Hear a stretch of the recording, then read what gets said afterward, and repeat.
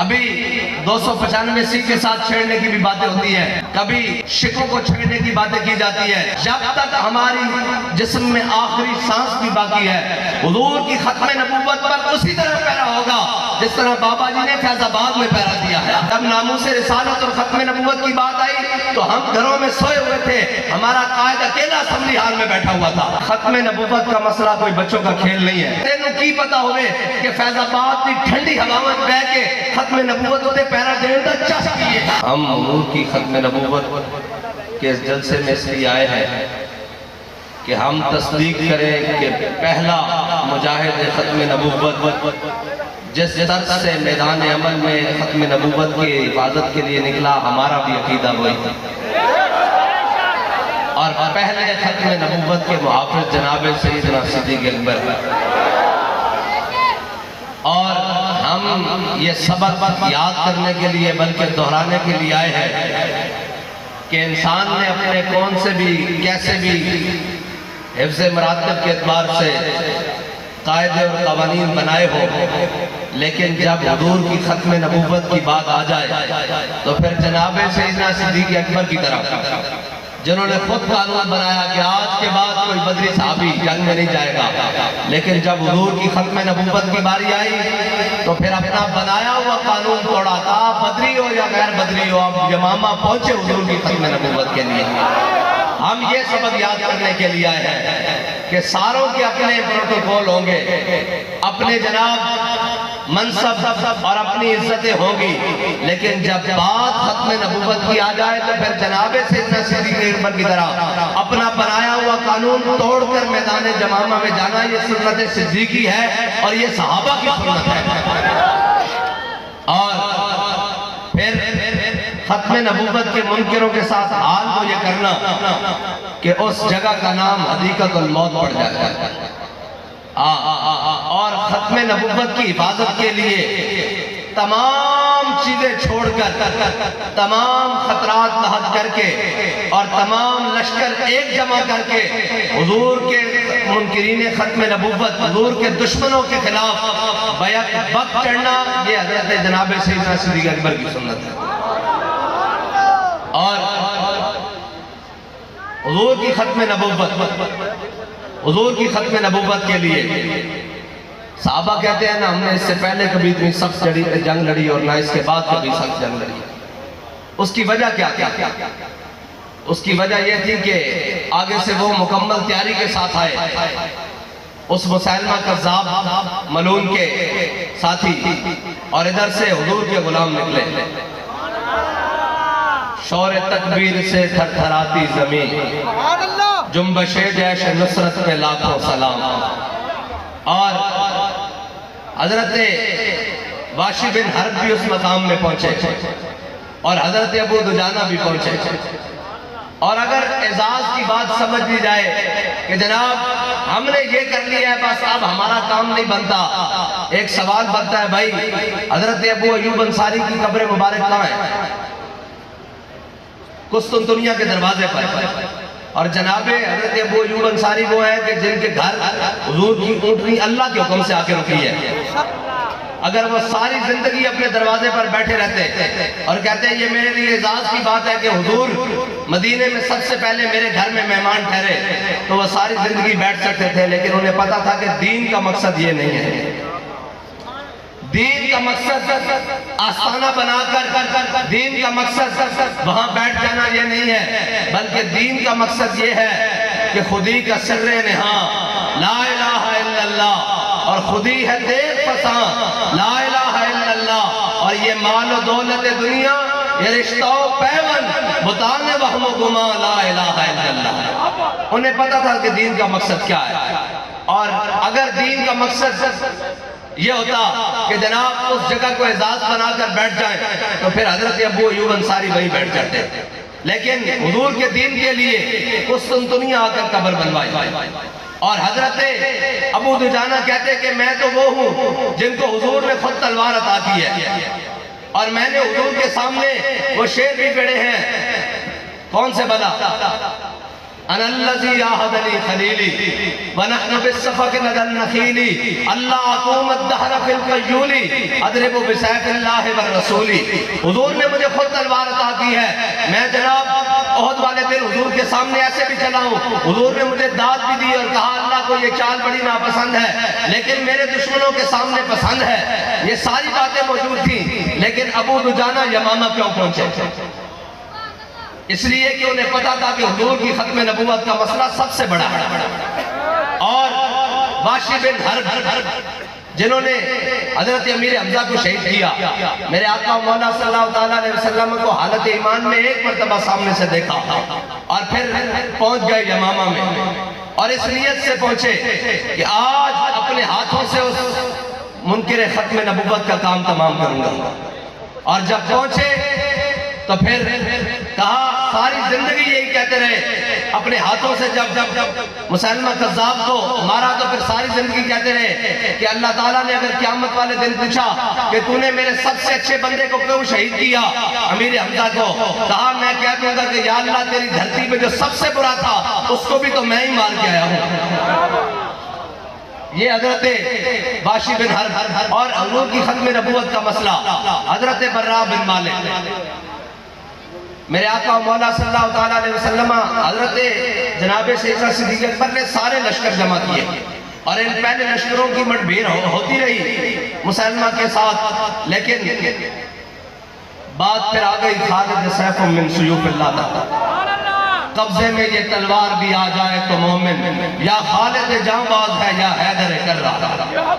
हजरत खालिद बिन वलीद पहुंचे जब यमामा के मुकाम पर, और हजरत खालिद बिन वलीद ने जब सफे सीधी की ना तो उधर से भी नारे तकबीर लगे और इधर मुसलमानों के लश्कर से भी नारे तकबीर लगे। फिर बात आ गई या मुहम्मदा उनसुर या मुहम्मदा उनसुर या मुहम्मदा। जब वो 40,000 का लश्कर किले में बंद हो गया ना तो ये गाजी ये तेरे पुरस्कार बंदे जिन्हें तूने बख्शा है ज़ौक़े खुदा है जी। फिर हजरत, और ये बात ये याद रखना कि जब खत्म नबूवत का मसला हो जाए तो फिर अकेले ही कूद पड़ना ये सहाबा की सुन्नत है। हजरत पीर मेरे शाह साहब ने भी लिखा ना कि मुझे भी कई मुखलिस दोस्तों ने जो इखलास का माने नहीं समझते, उन्होंने मशवरा दिया कि जनाब आपको क्या जरूरत है, आप तो बड़े अल्लाह वाले हैं, आप तो बड़े सूफी बुजुर्ग हैं, यहाँ गोलने में बैठे हैं, दीन की खिदमत कर रहे हैं, आपको क्या जरूरत है काने के मुकाबले में, मिर्जे के मुकाबले में जाने की। तो फरमाया वो इखलास का माना ही नहीं जानते, इखलास का माना ही नहीं जानते। इसका मतलब ये है कि हजरत पीर मेरे शाह साहब वहां से चल पड़े गोलड़े से लाहौर की तरफ और मुनाजरे के लिए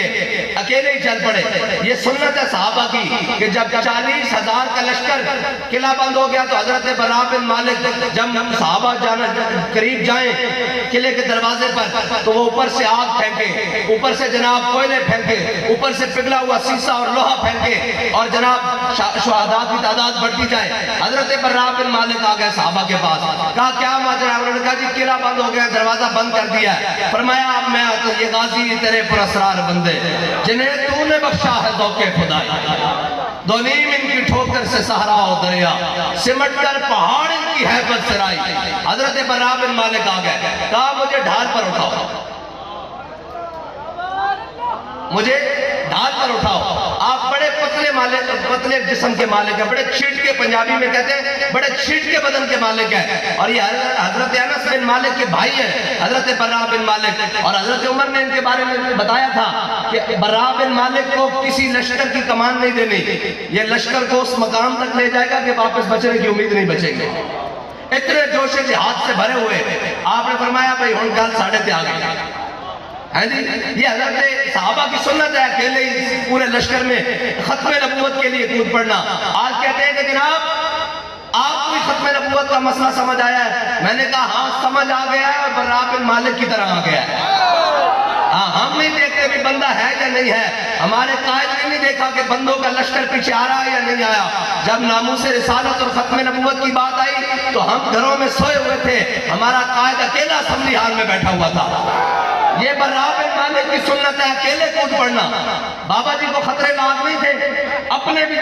بھی جناب خفا مجھ سے اور بیگانے بھی ناخوش، اپنے بھی دشمن اور بیگانے بھی دشمن تھے، لیکن مسئلہ ناموس رسالت کا تھا۔ اکیلے اسمبلی ہال میں بیٹھے ہوئے حضرت براء بن مالک نے کہا اٹھاؤ مجھے، ڈھال کے اوپر اٹھاؤ۔ جب ڈھال کے اوپر اٹھایا تو صحابہ کہتے ہیں ہم نے ڈھال کو اچھالا، اچھال کے 40,000 کے لشکر میں حضرت براء بن مالک مسیلمہ کذاب کے لشکر میں جناب گھسے، اور صحابہ کہتے ہیں کہ اگر ایک ایک ایسے کر کے ایک ایک وہ نیزہ بھی اوپر کرتے نا تو حضرت براء بن مالک کی جناب بوٹی اتر جانی تھی اور ایک ایک جسم کا حصہ کٹ جانا تھا۔ تو اقبال سے پوچھتے ہیں اقبال کہ براء بن مالک نے 40,000 سے لڑتے ہوئے دروازہ کیسے کھولا ہے؟ وہ کہتا ہے کہ میں تجھ کو بتاتا ہوں تقدیر امم کیا ہے۔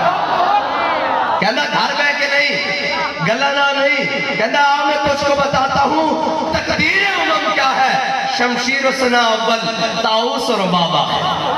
کہتا کہ انہاں کوئی جناب حریصے اور ڈنڈ بیٹھ کے دی قوت نال نہیں بوا کھولیا، جناب لشکر دا حدیقت الموت دا بوا ڈنڈ بیٹھ کے نہ نہیں کھولیا، اقبال کس نہ کھولیا؟ کہندا قوت سلطان و امیر از لا الہ اور حیبت مرد فقیر از لا الہ۔ کہندا انہاں لا الہ الا اللہ محمد رسول اللہ دی قوت نہ کھولیا۔ حضرت براء بن مالک نے 40,000 نہ لڑتے ہویا جناب کرے دا دروازہ کھول دیتا، پھر صحابہ نے 40,000 بڑھ کے رکھ دیتا، کوئی ایک بھی زندہ نہیں بچڑ دیتا۔ ابھی 295 سی کے ساتھ چھیڑنے کی بھی باتیں ہوتی ہیں، کبھی شکوں کو چھیڑنے کی باتیں کی جاتی ہے، اور کبھی 7B اور 7C ختم نبوت کی جناب شکوں کو جناب تبدیل کرنے کی باتیں کی جاتی ہیں، لیکن ان کو پتہ ہونا چاہیے کہ صدیق اکبر کے غلام اس ملک میں بستے ہیں، حضرت فاروق اعظم کے غلام اس ملک میں بستے ہیں۔ جب تک ہماری جسم میں آخری سانس بھی باقی ہے، حضور کی ختم نبوت پر اسی طرح پیرا ہوگا جس طرح بابا جی نے فیض آباد میں پیرا دیا ہے۔ ختم نبوت کا مسئلہ کوئی بچوں کا کھیل نہیں ہے۔ ختم نبوت پر پیرا دیتے ہوئے 1200 صحابہ جنگ یمامہ میں شہید ہوئے، 1200 صحابہ، اور حافظ و قاری اس امت کے بڑے بڑے حافظ کا حضرت سالم جیسے حافظ اس جنگ میں شہید ہو گئے، اور حضرت جناب سیدنا صدیق اکبر نے بنایا ہوا قانون بھی توڑا، اور کہتے ہیں کہ 8 یا 9 بدری صحابہ بھی اس جنگ میں شہید ہوئے۔ اتنی بڑی قربانی کے بعد ختم نبوت کا مسئلہ حل ہوا۔ مجھے یہ بتاؤ بھائی، ختم نبوت کے لیے صحابہ کرام تقریباً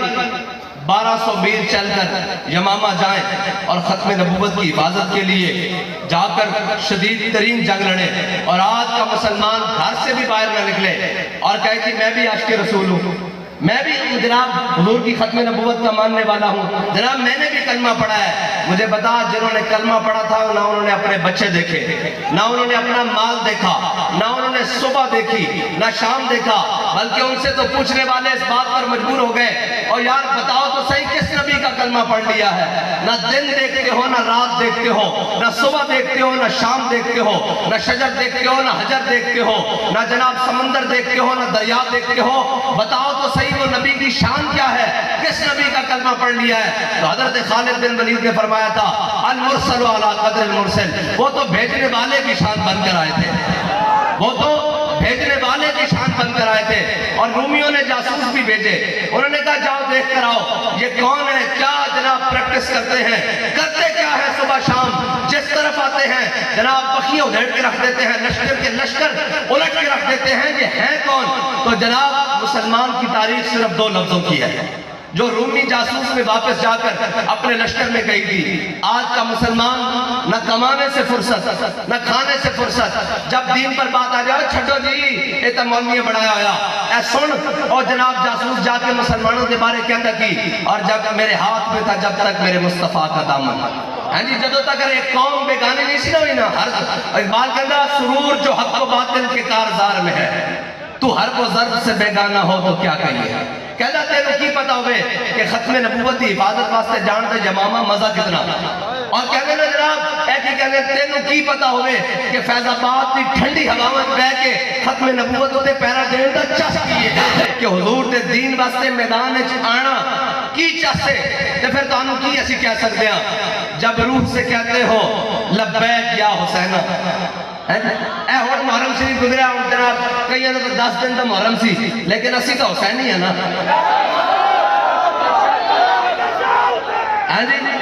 اسی تا ہر ویلے کربلا سجان نو تیار ہاں حضور دے دین واسطے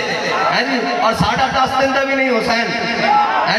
اسا حسینیت 10 دن دی بیان نہیں کیتی اسا تا کہنے ہیں یہ نغمہ فصل گلو لالا کا نہیں پابند بہاروں کے خزان لا الہ الا اللہ اور کہنے ہیں جب روح سے کہتے ہو لبیک یا حسینہ پھر سینے سے یزیدوں کا ڈر کیوں نہیں جاتا جس کو جاؤ جناب ختم نبوت واسطے سی توڑے نانا لیکن میدان اچھ نہیں آ سکتے میں کہتی کیوں کہنے ہیں جی اوقاف کا مسئلہ